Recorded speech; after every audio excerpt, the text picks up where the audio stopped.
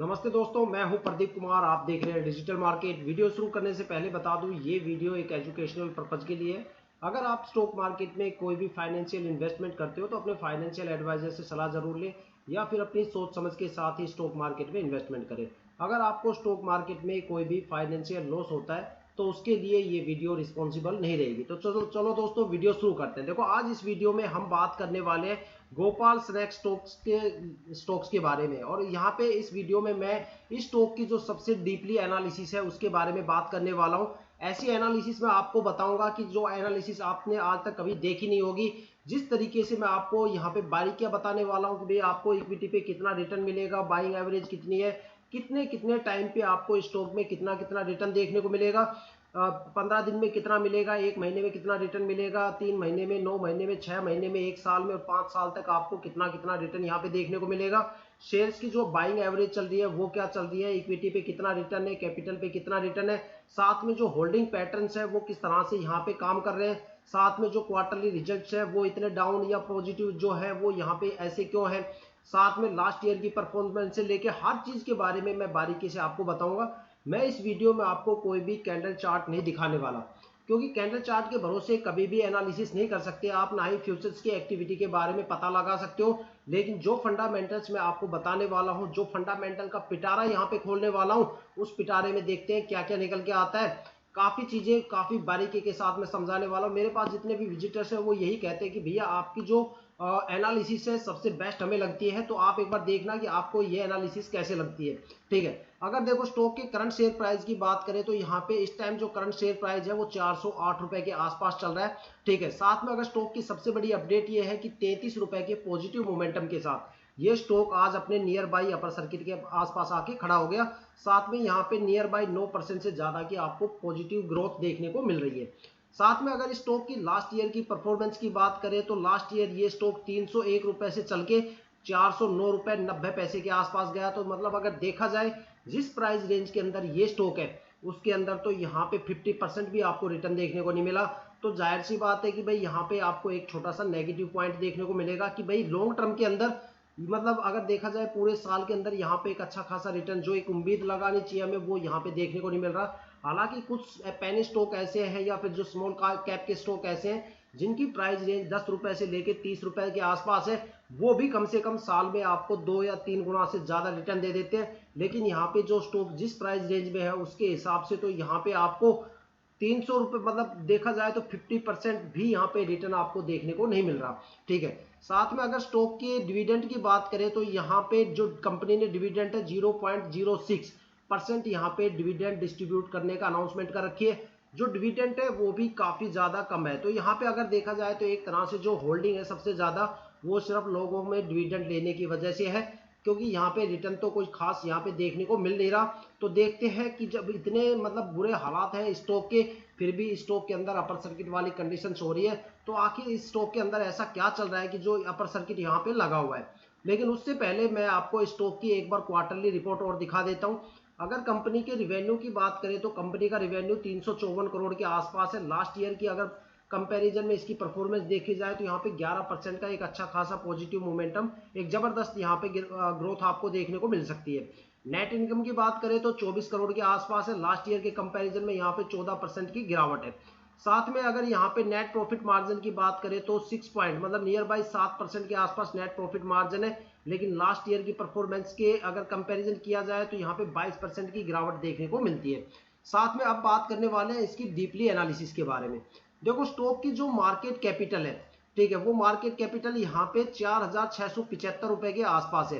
ठीक है, देखा जाए तो जिस स्टॉक की प्राइस रेंज, जो प्राइस रेंज यहाँ पे चल रही है उसके हिसाब से जो यहाँ पे मार्केट कैपिटल है वो एक तरह से देखा जाए तो एवरेज है, काफी सही है। ये यहाँ पे आपको एक पॉजिटिव पॉइंट देखने को मिलता है। साथ में बात करने वाले हैं जो कि स्टॉक्स का सबसे इंपॉर्टेंट पार्ट होता है। ठीक है, किसी भी स्टॉक्स का जो सबसे इंपॉर्टेंट पार्ट होता है वो होता है आरओई। आरओई का मतलब क्या होता है, रिटर्न ऑन इक्विटी, कि भाई इक्विटी पे आपको साल में कितना रिटर्न मिल सकता है। तो यहाँ पे जो इक्विटी पे रिटर्न है वो 25.51 के आसपास है, मतलब 25.5 रुपए का आपको इक्विटी पे एक साल के अंदर एक अच्छा खासा रिटर्न आपको देखने को मिल सकता है। और अब बात करने वाले हैं आरओसीई। आरओसीई का मतलब होता है रिटर्न ऑन कैपिटल। ठीक है, कि जो आपकी कैपिटल है उसके ऊपर रिटर्न कैसे मिलेगा।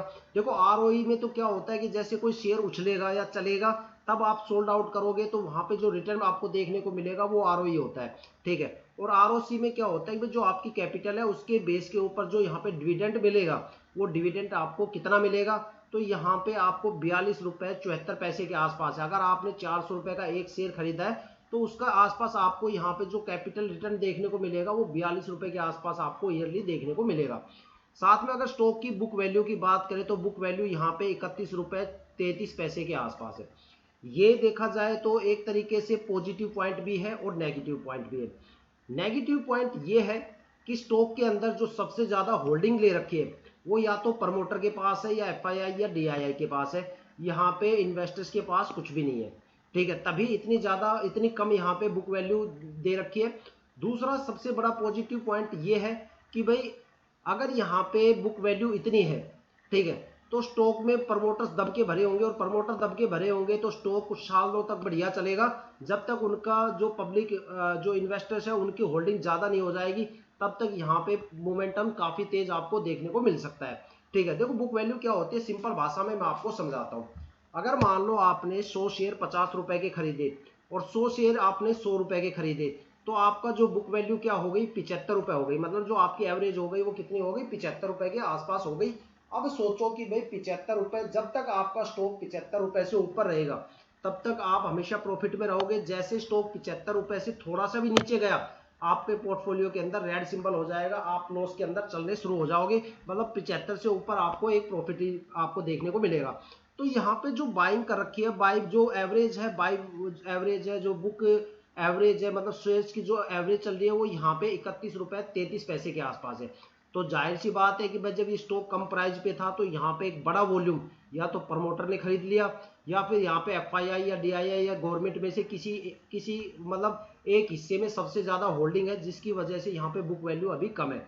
बुक वैल्यू कब कम होती है, मान लो जैसे 1000 शेयर है, ठीक है, और शेयर चला 10 रुपए से, तो मैंने कम से कम 900 शेयर खरीद लिए, मैं हूं प्रमोटर, तो मेरे पास जो एवरेज है वो है 10 रुपए की।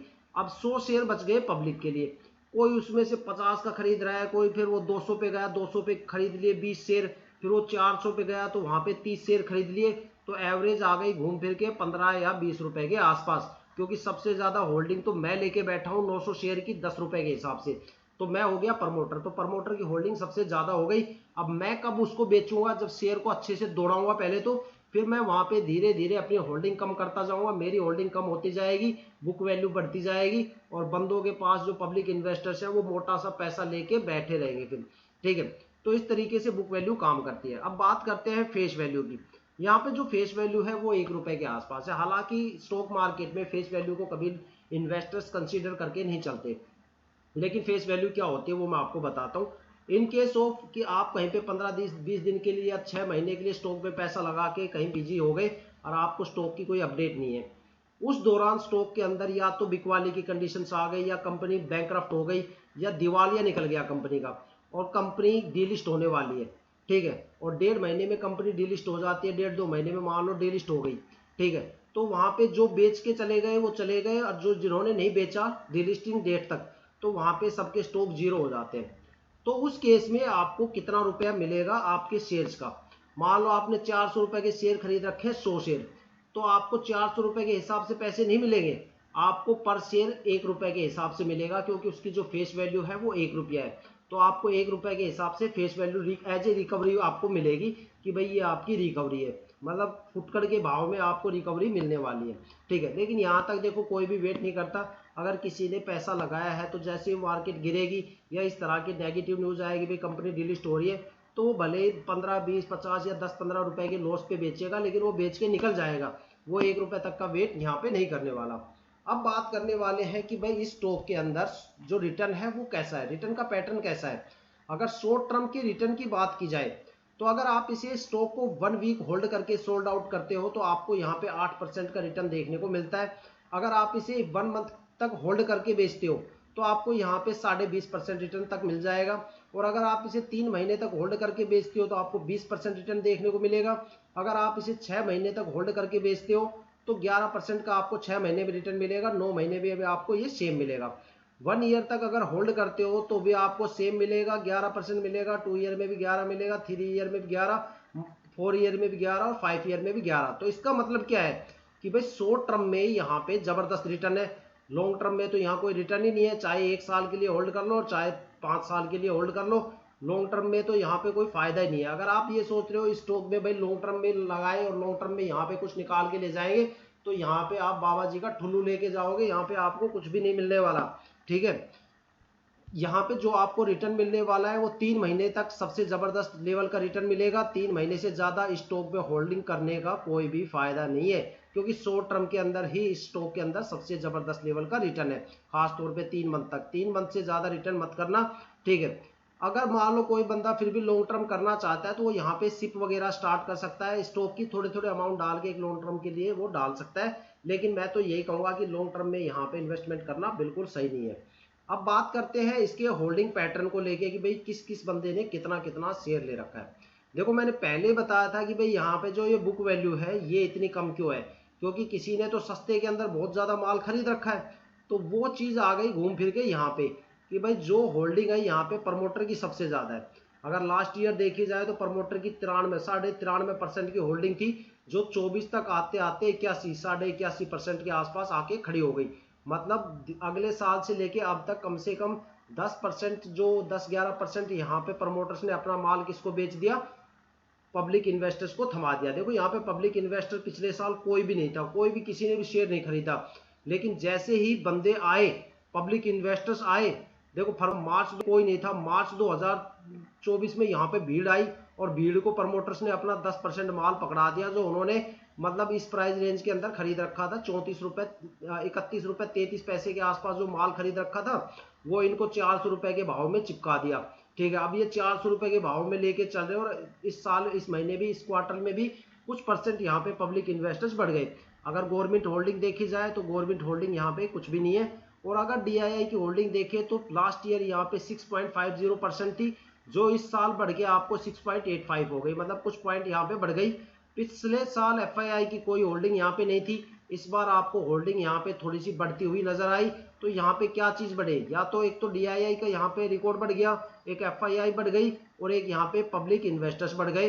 तो जो यहाँ पे 10% माल बिका था, वो 10% माल कौन ले गया, वो या तो किसको बिका वो 10% माल, या तो वो डीआईआई ले गया, एक कुछ माल उसको एफआईआई को सोल्ड आउट कर दिया उन्होंने, और बाकी माल उन्होंने किसको पकड़ा दिया, पब्लिक इन्वेस्टर्स को पकड़ा दिया। और धीरे धीरे प्रमोटर अपना माल झाड़ के यहाँ से गायब हो जाएंगे और यहाँ पे सारे के सारे बंदर लेके बैठ जाएगी पब्लिक। ठीक है, तो फिलहाल स्टॉक के अंदर देखो तेजी के मोमेंटम आने वाले। जब भी प्रमोटर्स यहाँ पे सबसे ज्यादा रहते हैं जिस स्टॉक में, उस स्टॉक में हमेशा एक जबरदस्त तेजी देखने को मिलती है, क्योंकि जैसे जैसे ये रेशो और ये रेशो, जब यहाँ पे कम से कम जो पब्लिक इन्वेस्टर्स है ये कम से कम 70 हो जाएंगे और प्रमोटर यहाँ पे 30 के आसपास रह जाएंगे, तब स्टॉक की जो परफॉर्मेंस है वो यहाँ पे न्यूट्रल होने स्टार्ट हो जाएगी। लेकिन अभी स्टॉक में आपको एक जबरदस्त तेजी देखने को मिलेगी। सबसे बड़ी चीज तो ये कि स्टॉक में जबरदस्त तेजी होने वाली है। दूसरी चीज कि लॉन्ग टर्म में यहाँ पे कोई भी फायदा नहीं है, कम से कम 3 महीने तक यहाँ पे आपको एक अच्छा खासा प्रॉफिट देखने को मिलेगा। शॉर्ट टर्म में सबसे अच्छा रिटर्न यहाँ पे है। तो ये थी अब तक की इस स्टॉक की सबसे बड़ी अपडेट्स और सबसे बड़ी डीपली एनालिसिस एक एक्सपर्ट लेवल की। अब आप मुझे बताइए कि भाई इस स्टॉक में आपको मतलब पार्टिसिपेट होना चाहिए या बाय करना चाहिए या नहीं करना चाहिए। मेरे अकॉर्डिंग तो मैं ये कहूंगा कि भाई अगर आप इसे बाय कर सकते हो तो देखो पॉजिटिव मोमेंटम है, ट्रेंड भी काफी पॉजिटिव है, लेकिन आपको 3 महीने तक एक शॉर्ट टाइम में आप यहाँ पे इन्वेस्टमेंट करके अच्छा खासा रिटर्न लेके जा सकते हो। तो शॉर्ट टाइम के लिए आप यहाँ पे रिटर्न दे सकते हो, क्योंकि जैसे ही आप जाओगे प्रमोटर माल बेचने की कोशिश करेगा, प्रमोटर माल बेचेगा तो स्टॉक तो कुछ तो उछलेगा तभी वो कुछ बेचेगा। तो वो होल्डिंग आपको देने के लिए उस स्टॉक को थोड़ा सा उछालेंगे, जैसे उछाले आप सोल्ड आउट करके निकल लेना। तो वहां पे आपको क्या है कि मतलब एक अच्छा खासा रिटर्न यहाँ पे देखने को मिल सकता है शॉर्ट टर्म में। ठीक है, तो अगर आपको वीडियो अच्छी लगी हो तो चैनल को सब्सक्राइब जरूर कीजिएगा और साथ में बेल आइकन को जरूर क्लिक कीजिएगा, ताकि जितनी भी डीपली एनालिसिस करके मैं आपके लिए वीडियो लेके आता हूँ उसकी नोटिफिकेशन सबसे पहले आपको मिल सके, ताकि आप स्टॉक मार्केट के हर पहलू से रूबरू रहे, अपडेट रहे, अपने आप को अपडेट और अपग्रेड करते रहे। इसी के साथ वीडियो समाप्त करता हूँ। जय हिंद।